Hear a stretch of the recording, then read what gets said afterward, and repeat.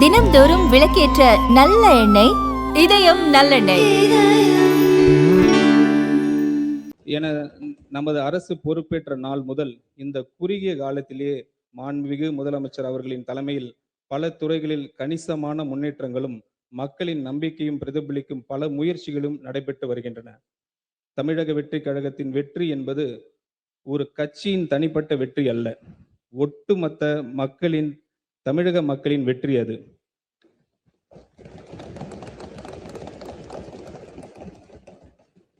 மக்களுக்கான பல நல திட்டங்களை செயல்படுத்தும் நோக்கத்தில் நமது அரசு அறம், பொருள் மற்றும் இன்பத்தை நோக்கமாக வைத்து 10 தூண்களை கொண்ட வெற்றி தமிழகம் தொலைநோக்கு திட்டங்கள் ஆவணத்தின் வெளியிட்டு உள்ளது. அதன் அடிப்படையில் திட்டங்களை அடுத்து வருகின்ற 1ஆம், 3ஆம் மற்றும் 5ஆம் ஆண்டுக்குள் நிறைவேற்றத்தக்க திட்டங்களை வகைப்படுத்தி அவற்றுக்கான செயல் வடிவம் கொடுத்து வருகிறது.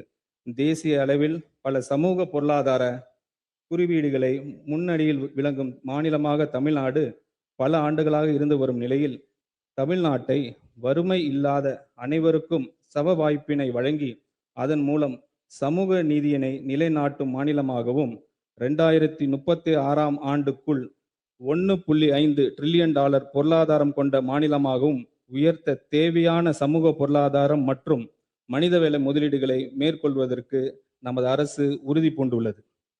இந்த தொலைநோக்க பார்வை முன்னெடுத்து செல்லும் வகையில் அரசு வெற்றி தமிழகம் தொலைநோக்கு திட்டங்கள் கொள்கையை ஆவணத்தில் இடம்பெற்றுள்ள திட்டங்களை நடைமுறைப்படுத்தும். இதில் பெண்களுக்கு அதிகாரம் அளித்தல், நிர்வாகத்தை மேம்படுத்தல், அனைவருக்கும் வீடு, பாதுகாப்பான குடிநீர் வழங்குதல், வாழ்வாதார வாய்ப்புகளை உருவாக்குதல், சமூக நீதியை காத்தல், பசுமை பரப்பினை உயர்த்துதல் உள்ளிட்ட பல்வேறு துறை சார்ந்த முன் உரிமைகளை பட்டியலிடப்பட்டுள்ளன. இந்த அரசின் முதல் நிதிநிலை அறிக்கை உண்மையான தொலைநோக்கு திட்டங்களை அடைவதற்கான பாதையை வழிவகுத்து காட்டும். தமிழ்நாட்டின் கடன் 5 ஆண்டுகளில் மட்டும் 2 மடங்காக உயர்ந்து 10 லட்சம் கோடி ரூபாய் என்ற அளவில் இருப்பதை நமது அரசு ஆட்சி அமைந்தவுடன் வெளியிட்ட நிதி மேலாண்மை குறித்து வெள்ளை அறிக்கையின் மூலம் தெளிவுபடுத்தி உள்ளோம்.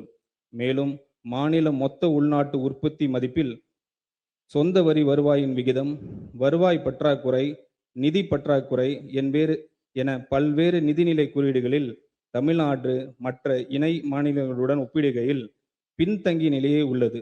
மொத்த வரி வருவாயில் வட்டி செலுத்துவதற்கான தொகையும் பொறுப்பு ஏற்றுக்கொண்ட செலவுகளும் தொடர்ந்து அதிகரித்து வருகின்றன. இதன் காரணமாக புதிய திட்டங்கள் செயல்படுத்துவதற்கு கிடைக்கும் நிதி ஆதாரம் என்பது குறைவாகவே உள்ளது. இப்படிப்பட்ட ஒரு இக்கட்டான சூழ்நிலையில் மக்கள் தேர்வு செய்யப்பட்ட நமது அரசானது மக்களுக்கு கொடுத்த வாக்குறுதிகளை படிப்படியாக நிறைவேற்றும் அதே வேளையில் மாநிலத்தை இந்த நிதி நெருக்கடியில் இருந்து மீட்பதற்கு பல்வேறு முயற்சிகளை எடுத்து வருகிறது. முதலாவதாக பொது டெண்டர்களில் கான்ட்ராக்டரிடம் கேட்கப்படும் தேவையற்ற சான்றிதழ்கள் மேண்டேட்டரி சப்மிஷன் அந்த டெண்டர்கள் போட்டி இல்லாதவாறு மாற்றியுள்ளன. இதை கலைத்து நமது அரசு டெண்டர்களில் வெளிப்படை தன்மை கொண்டு வந்துள்ளது.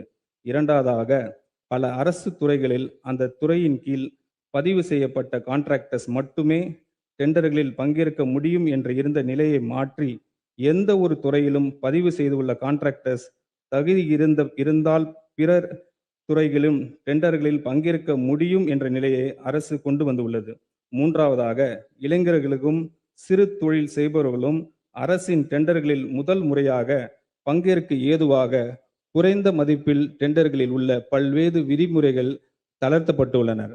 இந்த நடவடிக்கைகள் புதிய மற்றும் வளர்ந்து வரும் கான்ட்ராக்டர்ஸுக்கு அரசின் டெண்டர்ஸ் எளிதில் கிடைக்க வழிவகுக்கும். அதே நேரத்தில் டெண்டர்ஸ்களில் ஏற்படும் ஆரோக்கியமான போட்டியின் காரணமாக அரசின் வீண் செலவுகள் குறையும். இந்த முன்முயற்சிகளின் பலன்கள் அனைத்தும் அரசிற்கு கிடைக்க பெற தொடங்கிவிட்டன என்பதை மகிழ்ச்சியுடன் தெரிவித்துக் கொள்கிறேன்.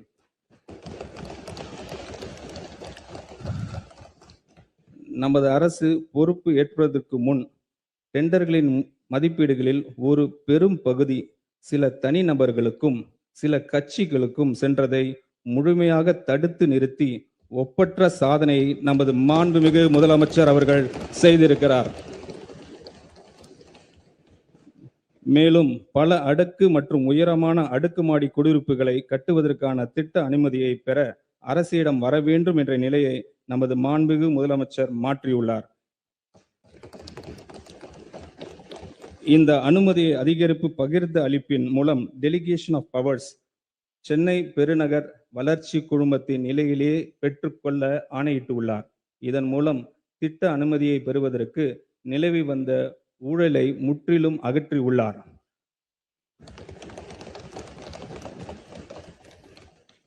மக்களின் வரி பணத்தில் இருந்து ஒரு பைசா தொடமாட்டோம், தொட விடமாட்டோம், தொட்டால் விடமாட்டோம், இதற்கு முன் தொட்டவர்களையும் விடமாட்டோம் என்பதில் உறுதியாக இருக்கும் நமது மாண்புமிகு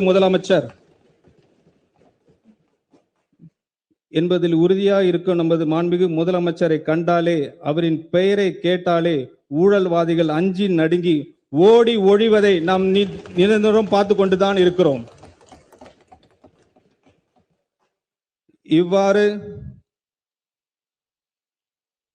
இவ்வாறு பொது டெண்டர்ஸ் மற்றும் திட்ட அனுமதிகளில் நேர்மையான மற்றும் வெளிப்படைத்தன்மை உடைய நிர்வாகத்தின் மூலம் பல்வேறு சீர்திருத்தங்களை கொண்டு வந்துள்ள நமது அரசு நிதி ஆதாரங்கள் பெருக்குவதற்கான முன்முயற்சிகளையும் எடுத்து வருகிறது. இவற்றின் ஒரு பகுதியாக மதுபான உற்பத்தி ஆலைகளுக்கான கூடுதல் சிறப்பு கட்டணத்தை அரசு அண்மையில் விதித்துள்ளது. இதன் மூலம் அரசுக்கு ஒரு ஆண்டுக்கு 1000 கோடி ரூபாய் வரை வரவு எதிர்பார்க்கப்படுகிறது. அதேபோல் சரக்கு மற்றும் சேவை வரிகளில் நேரடியாக தொடர்புற்ற ஃபேஸ்லெஸ் மதிப்பீடு, பதிவுத்துறையில் நேரடி தொடர்பு, ஃபேஸ்லெஸ் பத்திரப்பதிவு, சுரங்க நடவடிக்கைகள் கண்காணிப்பு, முடிவான எண்ட் டு எண்ட் கம்ப்யூட்டரைசேஷன், தகவல் தொழில்நுட்பத்தின் உதவியுடன் பல முன்னெடுப்புகள் அரசு எடுத்து வருகிறது. இதன் மூலம் அரசுக்கு கூடுதலாக கிடைக்கும் வருவாய் ஏறத்தாழ 15,000 கோடி ரூபாய் வரை இருக்கும் என எதிர்பார்க்கப்படுகிறது.